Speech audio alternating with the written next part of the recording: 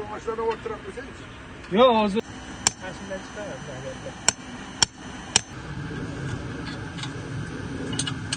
Mana yigitlar keldi, specialistlar. Bizga shunaqa uskunalar o'rnatyapti. Tuproqning namligi, shamol tezligi, qachon suv qo'yish kerak, quyosh panelini qo'yyapti. Shuni aniqlaydigan apparatlarni qo'yyapti. Rahmat mana shu bolalarga.